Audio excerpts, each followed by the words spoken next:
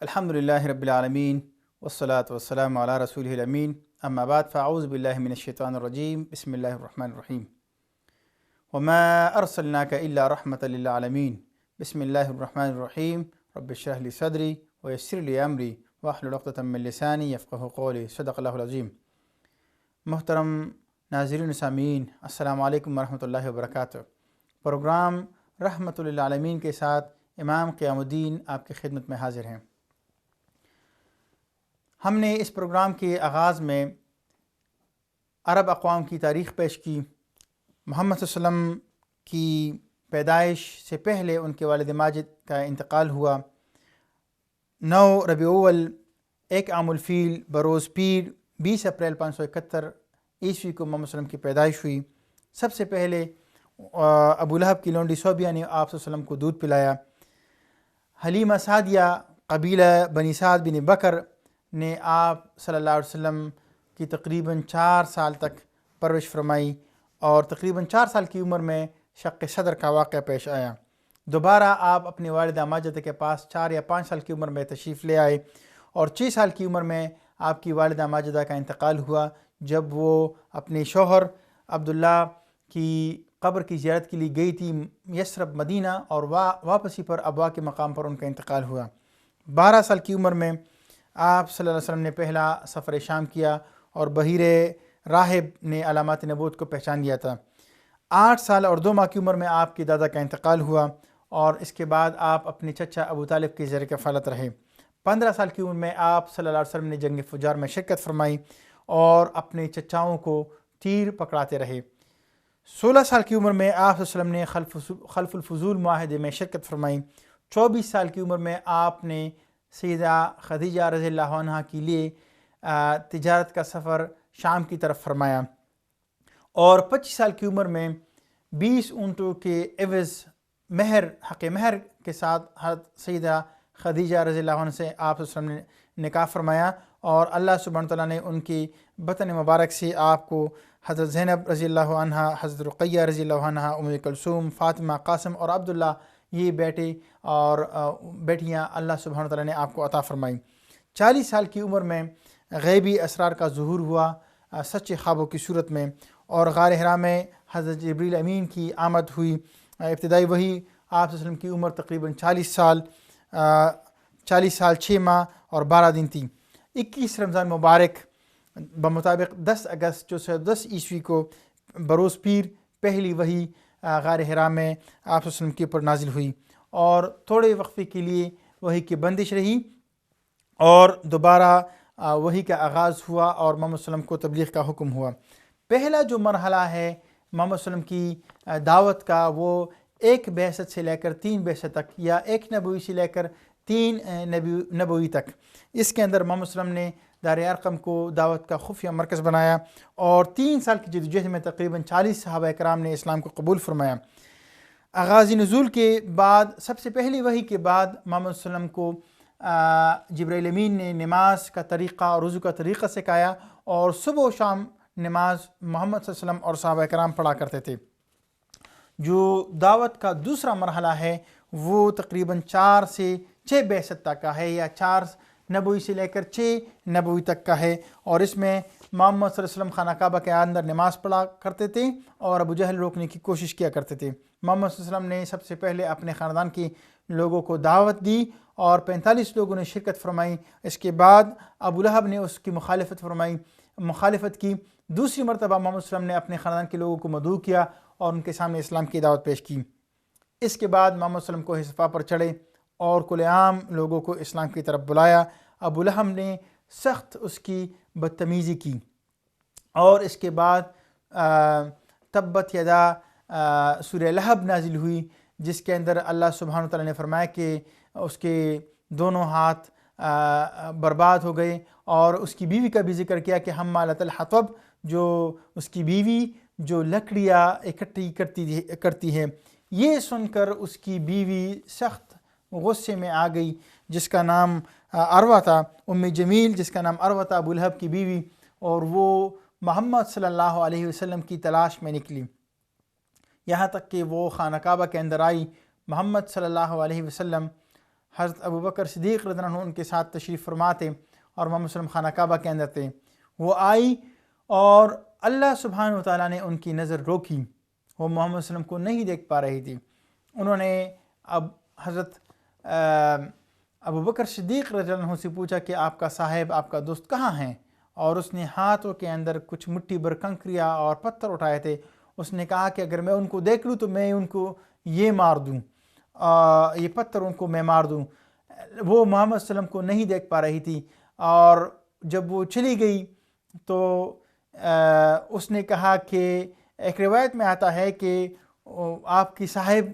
میری ہجو کرتا ہے، میری مذمت بیان کرتا ہے. تو مطلب یہ ہے کہ اس کے مطلب یہ تھا کہ ہجو کا کہ وہ اشعار کے اندر میری مذمت کرتا ہے. تو ابو بکر صدیق رضی اللہ تعالیٰ عنہ نے کہا کہ وہ جو کلام پیش کرتے ہیں وہ شاعری نہیں ہے، وہ شعر نہیں ہے. تو اس نے کہا بخدا آپ نے ٹھیک کہا. اس نے اس بات کی گویا کہ تصدیق کی. یہ ایک روایت کے اندر آتا ہے. وہ چلی گئی تو ابو بکر صدیق رضی اللہ تعالیٰ عنہ نے محمد صلی اللہ علیہ وسلم سے پوچھا کہ انہوں نے آپ کو نہیں دیکھا. تو رسول اکرم صلی اللہ علیہ وسلم نے فرمایا کہ اللہ سبحانہ تعالیٰ نے ان کی نظر کو روک رکھا تھا. یہ وہ حالات تھے کہ اس کے بعد محمد صلی اللہ علیہ وسلم نے صحابہ کرام کو حکم دیا کہ وہ حبشہ کی طرف ہجرت فرمائیں، اور 12 مرد اور 4 عورتوں نے سیدنا عثمان بن عفان رضی اللہ عنہ کی قیادت میں ہجرت فرمائی حبشہ کی طرف. اور رسول اکرم صلی اللہ علیہ وسلم نے اس ہجرت کے بارے میں فرمایا کہ سیدنا ابراہیم علیہ السلام اور سیدنا حضرت لوط علیہ السلام کی بعد یہ پہلا گھرانہ ہے جنہوں نے ہجرت کی. اس ہجرت میں آپ صلی اللہ علیہ وسلم کی بیٹی بھی شریک تھی اس ہجرت میں. یہ حالات تھے کہ محمد صلی اللہ علیہ وسلم کی دعوت کو روکنے کے لیے وہ طرح طرح کی پلاننگ اور کوشش کرتے تھے لیکن کس طریقے سے وہ قرآن کی دعوت کو روکے. قرآن کے اندر بلا کی تاثیر تھی کہ سننے والا جب اس کو سنے تو وہ اس کو رد نہ کر سکے. ابو لہب کی دشمنی، جو محمد صلی اللہ علیہ وسلم کے چچا تھے، جب محمد صلی اللہ علیہ وسلم کے دوسری بیٹی بھی وفات پا گئے تو انہوں نے کہا کہ محمد صلی اللہ علیہ وسلم ان کی نام و نشان نہیں رہے گا، ان کی جڑ کٹ گئی. اور اسی کے اوپر سورہ کوثر نازل فرمائی گئی کہ انا اعطینا کل کوثر، اے محمد صلی اللہ علیہ وسلم ہم نے آپ کو خیر کثیر عطا کیا، تو آپ اپنے رب کے لیے نماز پڑھے اور قربانی دیجیے، بے شک آپ کا دشمن ہی جل کٹا رہے گا. اور ابو لہب کے بارے میں سورہ لہب نازل کی گئی کہ اس کے دونوں ہاتھ ٹوٹ گئے، مطلب ہے کہ اس کی تباہی اور بربادی یقینی ہے. اسی طرح ان کی کوشش یہ ہوا کرتی تھی کہ کسی نہ کسی طریقے سے قرآن کی دعوت کو روکے. نضر بن حارث، اس نے مشرکین مکہ کو اکٹھا کیا اور ان سے پوچھا اور ان کو کہا کہ جو آپ بات لوگوں کو کہتے ہیں کہ یہ کاہن ہے، کبھی آپ کہتے ہیں کہ یہ جادوگر ہے، یہ جھوٹا ہے اور یہ پاگل ہے، نعوذ باللہ، آپ لوگ آپ کی بات کا یقین نہیں کریں گے. ابھی تک آپ نے دیکھا کہ یہ کس کردار کا، کس اخلاق اور اعلیٰ اور عرفہ صفات کا یہ مالک تھا، اور آپ سب اس کی خوبیوں کی داد دیا کرتے تھے. یہ 40 برس تک آپ کے اندر رہا اور آپ سے یہ صادق اور امین کا لقب پا گیا ہے. اور اب جب کہ وہ اس کے بال سفید ہونے کو ہیں اور اب آپ کہتے ہیں کہ یہ جو بات کہتا ہے یہ جھوٹا ہے،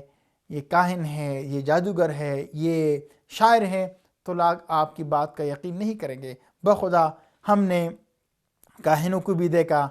ہم نے جادوگروں کو بھی دیکھا، ہم نے شاعری بھی دیکھی ہے، اور ہم نے پاگل لوگوں کو بھی دیکھا. محمد صلی اللہ علیہ وسلم ایسے نہیں ہے. تو انہوں نے کہا کہ میں آپ کو ایک اس دعوت کے روکنے کا طریقہ بتاتا ہوں. اور پھر وہ اس کے بعد عراق گئے اور وہاں سے اس نے رستم اور سہراب کی قصے اور کہانیاں اٹھا لائی اور یہاں آ کر وہ قصے اور کہانیاں لوگوں کو بیان کرتا. اور جہاں کہیں محمد صلی اللہ علیہ وسلم قرآن کی تلاوت اور اسلام کی دعوت لوگوں کو پیش کرتے، اس کے بعد وہ آتا اپنے پاس وہ لونڈیا وہ گانا بجاتی اور یہ لوگوں کو رستم اور سہراب کے قصے سنایا کرتا، اور پھر لوگوں کو کہتا کہ میرے پاس جو کچھ ہے وہ محمد صلی اللہ علیہ وسلم سے نعوذ باللہ بہتر ہے، اور وہ اس طاق میں لگا رہتا کہ جو کوئی محمد صلی اللہ علیہ وسلم کی بات سے، ان کی دعوت سے متاثر ہوتا تو اس کی کوشش یہ ہوتی کہ اپنی ایک لونڈی اس کے اوپر مسلط کرتا تاکہ وہ اس کا دل بہلائے اور آخرت کی طرف اس کا کوئی دھیان بھی نہ جائے۔ اور اسی وجہ سے قرآن پاک کے اندر آیت مبارکہ نازل ہوئی کہ وَمِنَ النَّاسِ مَن يَشْتَرِي لَهْوَ الْحَدِيثِ لِيُضِلَّ عَن سَبِيلِهِ، کہ لوگوں میں سے بعض ایسے ہیں کہ جو لہو الحدیث خریدتے ہیں تاکہ لوگوں کو اللہ کی راہ سے روک سکے۔ آج بھی شیطان اور شیطانی قوتیں اور اشرار یہی حربہ استعمال کرتے ہیں قرآن کی اور اسلام کی دعوت کو روکنے کے لیے۔ تو اللہ سبحانہ وتعالیٰ نے محمد صلی اللہ علیہ وسلم کو جو قرآن دیا اس کا وہ مقابلہ نہیں کر سک رہے تھے، تو اس وجہ سے وہ ان اونچے ہتھ کنڈوں سے کوشش کرتے تھے کہ محمد صلی اللہ علیہ وسلم کی دعوت کا راستہ روک سکے۔ تیسرا جو مرحلہ آتا ہے محمد صلی اللہ علیہ وسلم کی دعوت کا، وہ 6 تا 10 بعثت کا ہے، اور اسی کے اندر ایک مرتبہ ابو جہل نے محمد صلی اللہ علیہ وسلم کو تکلیف پہنچانے کی کوشش کی، اور حضرت حمزہ رضی اللہ عنہ کی ایک لونڈی تھی، اس نے جا کر ان کو یہ بات بتا دی، ان کو یہ خبر پہنچا دی کہ اس طریقے سے ابو جہل نے محمد صلی اللہ علیہ وسلم کو نقصان پہنچانے کی کوشش کی۔ وہ سخت غصہ اور جلال میں آ گئے، اور انہوں نے آ کر ان کو سخت برا بلا کہا اور ان کی بدلہ لینے کی کوشش کی، اور پھر جا کر محمد صلی اللہ علیہ وسلم کو بتایا کہ بھتیجے میں نے آپ کا بدلہ لے لیا۔ محمد صلی اللہ علیہ وسلم نے ان سے فرمایا کہ میں تو خوش تب ہوں گا جب آپ اس دعوت کو قبول کر لیں گے، اور انہوں نے اسلام کی دعوت کو قبول کر لیا۔ اسی طریقے سے سیدنا حضرت عمر رضی اللہ عنہ نے اسلام کو قبول فرمایا۔ وہ ایک انتہائی جری اور بہادر اور ایک جلیل القدر اور پرعزم اور پر اثر شخصیت تھی مکہ کے اس معاشرے کے اندر۔ وہ انتہائی غصے اور جلال کے اندر جب وہ مشرکین مکہ کی باتیں سنا کرتے تھے تو غصے میں آ گیا، اور اس لیے کہ ہر گھر کے اندر یہ بات چل رہی تھی کہ اگر اس کا بیٹا اسلام قبول کر گیا تو باپ وہ اس کا انکار کر رہا ہے، ماں بیٹی سے جدا ہونے لگی، اور اس طریقے سے مکہ کے پورے خاندان وہ سمجھ رہے تھے کہ محمد صلی اللہ علیہ وسلم کی وجہ سے ہمارے آپس کا اتفاق اور اتحاد وہ ختم ہو گیا ہے۔ ان کی یہ باتیں سن کر حضرت عمر رضی اللہ عنہ انتہائی غصے میں آ گئے، اور تلوار انہوں نے اٹھا کر نکل گئے کہ آج تو میں محمد صلی اللہ علیہ وسلم کا قصہ تمام کر دوں۔ وہ راستے میں جا رہے تھے، ایک صاحب نے ان کو دیکھا اور ان سے کہا کہ کہاں کا رخ کیا ہوا ہے؟ اس نے کہا کہ میں آج نعوذ باللہ محمد صلی اللہ علیہ وسلم کا کام تمام کرنے جا رہا ہوں۔ انہوں نے کہا کہ محمد صلی اللہ علیہ وسلم کا تو تم سوچ رہے ہو، لیکن پہلے اپنے گھر کی تو خبر لو۔ اور وہ سیدھا اپنے گھر کی طرف اپنے بہن کی گھر کی طرف چلے گئے، جہاں حضرت خباب بن الارت رضی اللہ عنہ اور ان کی بہنوئی اور عمر بن خطاب فاطمہ بنت خطاب وہ حضرت خباب سے قرآن وہ سیکھ رہی تھی۔ جیسے انہوں نے دروازے پر پہنچے تو انہوں نے وہ صفحے اور جو ان کے پاس اوراق تھی وہ چھپائی، اور وہ بھی چھپ گئے، اور جیسے ہی وہ گھر کے اندر داخل ہوئے تو انہوں نے اپنے بہنوئی کو مارنا شروع کر دیا، اور ان سے کہا کہ آپ کیا پڑھ رہے تھے؟ وہ اس کو مارتے جا رہے تھے، اور اس کی بہن فاطمہ بنت خطاب رضی اللہ عنہ وہ ان کو روک رہی تھی، یہاں تک کہ ان کو بھی چوٹ آئی اور ان کی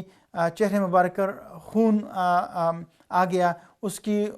خون جب ان کے اوپر آیا تو انہوں نے اپنے بھائی سے کہا کہ جو آپ کر سکتے ہیں کریں، لیکن ہم اس دعوت اور اس دین کو چھوڑ نہیں سکتے۔ تو ان کا دل اپنی بہن کی یہ پرعزم بات سن کر اور ان کا خون دے کر ان کا دل نرم ہو گیا، اور انہوں نے کہا کہ مجھے بھی وہ سنا دیجیے جو آپ پڑھ رہے تھے۔ تو انہوں نے کہا کہ یہ پاک کلام ہے، جب تک کہ آپ غسل نہیں کرتے آپ اس کو نہیں سن سکتے۔ انہوں نے غسل کیا، اور پھر انہوں نے قرآن کی تلاوت سورہ طٰہٰ کی۔ طٰہٰ ما انزلنا، ہم نے یہ قرآن نازل نہیں کیا تاکہ آپ کو مشقت میں اور سختی میں ڈالے۔ جب انہوں نے ابتدائی آیات قرآن کی سنی تو ان کی دنیا کی ان کی دل کی زندگی بدل گئی، اور وہ اسی وقت تیار ہو گئے کہ وہ محمد صلی اللہ علیہ وسلم کی خدمت میں حاضر ہو اور اسلام قبول فرمائے۔ محمد صلی اللہ علیہ وسلم نے دعا فرمائی تھی کہ اے اللہ، ابو جہل اور عمر ان دونوں میں سے ایک کو آپ اسلام کی اور ایمان کی دولت نصیب فرمائیے۔ تو اللہ سبحانہ تعالیٰ نے حضرت عمر بن خطاب رضی اللہ عنہ کے بارے میں ان کی دعا قبول فرمائی اور انہوں نے اسلام کی دعوت کو قبول فرمایا۔ جب یہ ان دو اشخاص، معتبر اشخاص، معزز اشخاص مکہ کے اس معاشرے کے اندر، اور یہ انتہائی جنگجو اور طاقتور بہادر لوگ تھے، جب انہوں نے اسلام کو قبول فرمایا تو گویا کہ قریش مکہ کے ہاتھوں کے گویا کہ طوطے اڑ گئے، ان کے ہوش اڑ گئے، اور وہ بہت انتہائی سخت پریشانی کی حالت میں وہ سوچ رہے تھے کہ اب ہم کیا کریں، کس طریقے سے ہم اس دعوت کا راستہ روکیں۔ تو اس کے لیے وہ سوچ و بچار کرنے لگے، اور انہوں نے محمد صلی اللہ علیہ وسلم کے چچا حضرت ابو طالب کے پاس وفد بھیجا، اور انہوں نے ان سے کہا کہ آپ اپنے بھتیجے کو روک دیجیے گا، ورنہ ہم اس کو تکلیف پہنچانے میں پھر ہمارے ہاتھ گویا کہ آزاد ہوں گے۔ اسی دوران جب ہم نے ذکر کیا پہلی ہجرت حبشہ کی، جب ان کو یہ خبر پہنچی کہ مکہ کے لوگ مسلمان ہو گئے تھے، وہ اس واقعے کی غلط فہمی کا نتیجہ تھا کہ جو محمد صلی اللہ علیہ وسلم نے سورہ نجم کی تلاوت فرمائی اور سب لوگ سجدہ ریز ہو گئے تھے، یہ واقعہ ان کو صحیح طرح نہیں پہنچا تھا، تو وہ واپس آ گئے، اور پھر ان میں سے کچھ واپس چلے گئے اور کچھ مکہ کی سرداروں کی پناہ لے کر داخل ہو گئے۔ لیکن جب مشرکین مکہ کے ظلم و ستم بڑھتے چلے گئے تو رسول اکرم صلی اللہ علیہ وسلم نے صحابہ کو حکم دیا کہ آپ ظلم و ستم سے بچنے کے لیے آپ دوبارہ ہجرت کرے حبشہ کی طرف۔ اور پھر دوسری جو ہجرت واقعہ ہوئی تو اس میں تقریباً 83 مرد اور 18 عورتیں یہ تشریف لے گئیں، مکہ سے ہجرت کر گئے حبشہ کی طرف، اور اللہ سبحانہ تعالیٰ کی تائید و نصرت ان کو حاصل رہی۔ اور اس وقت جب دوسری مرتبہ جب یہ ہجرت کر رہے تھے تو کفار مکہ بہت زیادہ چوکنا ہو گئے تھے، اور ان کے اوپر نظر ان کی تھی کہ کہیں دوبارہ یہاں سے نکلنا پڑے، لیکن وہ بھی بہت زیادہ حساس ہو گئے تھے صحابہ کرام، اور وہ بھی چپکے سے رات کے اندھیرے میں نکلے، اور اللہ سبحانہ تعالیٰ کی تائید و نصرت سے وہ بحفاظت مکہ سے نکل کر وہ حبشہ پہنچے۔ اور جیسے ہی جب وہ وہاں سے نکل گئے مکہ سے، یہاں انہوں نے ایک میٹنگ بلائی، اور ہر ایک گھر کے اندر ایک کوہرام برپا تھا کہ کیسے اور کیوں کر یہ یہاں سے نکل گئے، وہاں ان کو آزادی ہوگی کہ اپنے دین پر عمل پیرا رہے، اور ہر ایک خاندان سے گویا کہ ایک کوئی نہ کوئی ان کا رشتہ دار یا ان کا ایک آدمی اس ہجرت کے اندر شامل تھا۔ تو یہ ان کو راس نہیں آ رہا تھا، اور انہوں نے سوچ و بچار کے بعد عمرو بن العاص اور عبداللہ ابن ربیعہ کو نجاشی کے پاس بھیجا، اور یہ جو دو انتہائی معتبر لوگ تھے قریش مکہ کے، اور انتہائی ان کی سیاسی بصیرت اور حکمت تھی، تو انہوں نے نجاشی کے پاس بھیجا کہ وہاں جا کر ان کے پاس قیمتی تحائف بیچ کر ان کی خدمت میں حاضر ہو کر کہ وہاں حاضر ہو، ان سے بات کرے، ان کو تحفے دے، اور ان سے مطالبہ کرے کہ یہ کچھ نوجوان ہیں، نادان ہیں، اور ان کو ہمارے ہاں واپس کر دے۔ جب یہ انتہائی مدبر لوگ تھے یہ دو، عمرو بن العاص اور عبداللہ ابن ربیعہ، جب وہ پہنچے تو انتہائی قیمتی تحائف وہ اپنے ساتھ ڈھیر سارے لے گئے،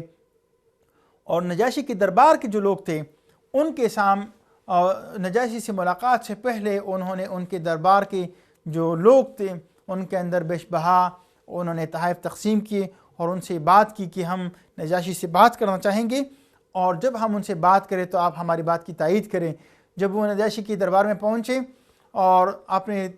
قیمتی تحائف ان کے سامنے پیش کر دیے، اور پھر ان سے کہا کہ ہم کو اپنے قوم کے سرکردہ معزز اور سرداروں نے آپ کے پاس بھیجا ہے، اور اس غرض کے ساتھ ہم آپ کی خدمت میں حاضر ہوئے ہیں کہ ہمارے قوم کے چند نوجوان جو نادان ہیں، ناسمجھ ہیں، وہ اپنے وطن کو چھوڑ کر آپ کے ملک میں آئے ہیں، انہوں نے ایک نیا دین اختیار کر رکھا ہے، انہوں نے اپنے باپ دادا کی دین کو چھوڑ دیا ہے اور وہ آپ کی دین کے اندر بھی داخل نہیں ہو گئے ہیں، آپ ان کو ہمارے حوالے کر دیجیے گا، اور ہم اس وجہ سے آپ کے پاس اس غرض کے ساتھ آپ کے پاس حاضر ہوئے ہیں۔ تو اس سے پہلے ان دو حضرات نے بیش بہا تحائف ان کے دربار کے لوگوں کے اندر تقسیم کر رکھے تھے، وہ سب بیک زبان نجاشی سے کہنے لگے اور ان کی بات کی تائید کرنے لگے کہ جی ضرور ایسے لوگوں کو تو واپس کرنا چاہیے کہ یہ ان کی قوم کے لوگ اور ان کے سردار اور ان کے معزز لوگ جانتے ہیں یہ ان کا تو کوئی ٹھکانہ یہاں نہیں ہونا چاہیے، ان کو واپس کر دینا چاہیے۔ نجاشی نے ان کی بات سن کر کہا کہ میں ان کو سنے بغیر ان کو واپس نہیں بھیجوں گا، اور نجاشی نے مسلمانوں کے پاس پیغام بھیجا کہ وہ ان کے پاس حاضر ہو جائیں۔ یہ سن کر وہ سب اکٹھے ہوئے اور انہوں نے آپس میں مشورہ کیا، اور انہوں نے اپنا گویا کہ ایک آدمی ترجمان مقرر کیا جعفر طیار رضی اللہ عنہ کو کہ وہ نجاشی کے دربار میں بات کریں گے۔ اور مکہ سے جانے سے پہلے محمد صلی اللہ علیہ وسلم نے ان کو سورہ مریم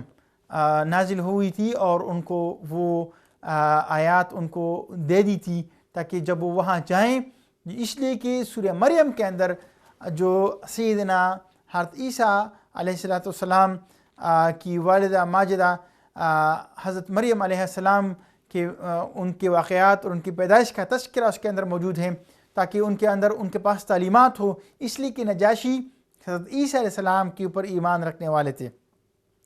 انہوں نے ان کو بلایا اور انہوں نے آپس میں مشورہ کیا کہ جو کچھ بھی ہو ہم سچ بولیں گے اور سچ کی سوا کچھ نہیں بولیں گے۔ انہوں نے ان کو بلایا اور جب وہ ان کے دربار میں حاضر ہوئے تو ان سے پوچھا، تو انہوں نے جعفر طیار رضی اللہ عنہ نے ذکر کیا کہ ہم برائیوں کے اندر مصروف تھے اور برائیاں ہم کرتے تھے، ہم بتوں کی پوجا کرتے تھے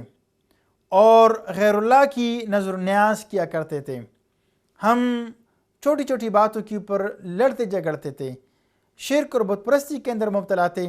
اور بے حیائی کے کاموں کے اندر ہم مصروف رہا کرتے تھے۔ اللہ سبحانہ وتعالیٰ نے ہمارے اندر اپنا پیغمبر مبعوث فرمایا محمد صلی اللہ علیہ وسلم، اور اللہ سبحانہ وتعالیٰ نے ان کی طرف قرآن پاک کو نازل فرمایا اور ہم اس کے اوپر ایمان لے آئے۔ نجاشی نے جو